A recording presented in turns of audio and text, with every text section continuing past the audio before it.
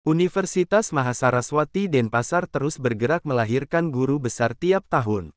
Tahun ini Unmas Denpasar mencatatkan diri pertama di Indonesia memiliki guru besar bidang hukum pemilu. Dia adalah Prof. Ketut Sukawati Lanang Perbawa.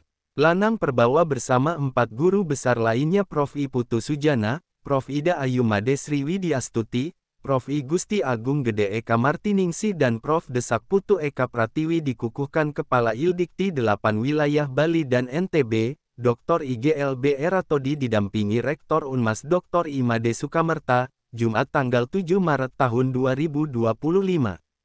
Dengan tambahan 5 guru besar, kini Unmas memiliki 18 guru besar. Rektor Sukamerta mengaku bangga para dosennya makin giat melakukan kegiatan Tridharma PT untuk segera meraih guru besar. Ini membuktikan Unmas Denpasar pantas menjadi PTS pertama di Bali, NTB dan NTT yang meraih akreditasi unggul untuk AIPT. Dia bangga memiliki guru besar langka satu-satunya di Indonesia bidang pemilu. Diharapkan Prof. Lanang nanti berkontribusi kepada pemerintah dan masyarakat agar pemilu ke depan makin berkualitas. Adalah Ketua KPU, tentu beliau nanti banyak sekali berbicara tentang pemilu. Nah, beliau juga akan menyampaikan orasinya tentang itu. Saya tidak tahu siapa judulnya, yang jelas beliau adalah guru besar yang dari mantan Ketua KPU, tentu nanti akan banyak bisa membantu bagaimana ke depan pemilu-pemilu itu supaya lebih baik. Saat itu Lanang Perbawa memaparkan orasi ilmiah berjudul Kedaulatan Rakyat dan Pemilu Antara Legitimasi dan Digitalisasi. Dia mengungkapkan dalam sistem demokrasi modern, legalitas dan legitimasi pemerintahan menjadi faktor yang penting. Legalitas berkaitan dengan pembentukan pemerintahan yang harus didasarkan kepada hukum. Di pihak lain, pemerintah itu juga harus legitimate, yaitu di samping legal juga harus dipercaya. Berkaitan dengan legitimasi, maka ada 4 hal yang penting dalam menilai sistem pemilu, yaitu electoral law, electoral process, electoral body, dan dispute elektoral. Anak-anak muda ini sebagai pemilih generasi ke depan sangat menginginkan ada pola digitalisasi atau pola pemilihan dengan efisien. Melihat juga pertarungan perkembangan dia anggap mahal karena biaya mahal dianggap juga banyak fraud. Jadi ini salah satu tawaran. Bisa saja sementara mungkin di perkotaan dipakai begitu, mungkin yang kayak hybrid di beberapa tempat dipakai dicoba untuk melakukan voting.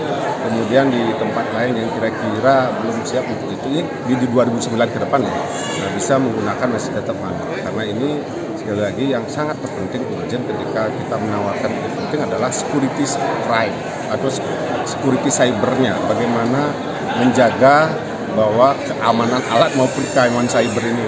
Kalau ini tidak ada, negara tidak mampu untuk itu yang namanya sebaiknya. Jadi berarti e-coklat tidak penting, Pak.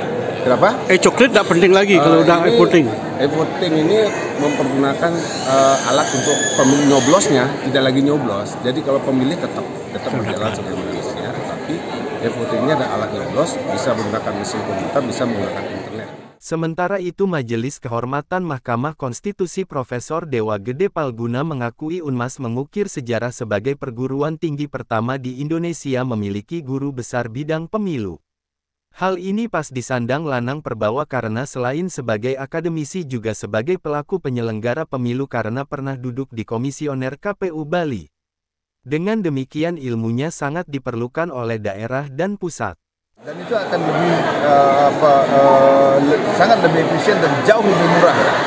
Persoalannya yang kita hadapi itu bukan soal e-votingnya, tapi soal public trust, kepercayaan masyarakat.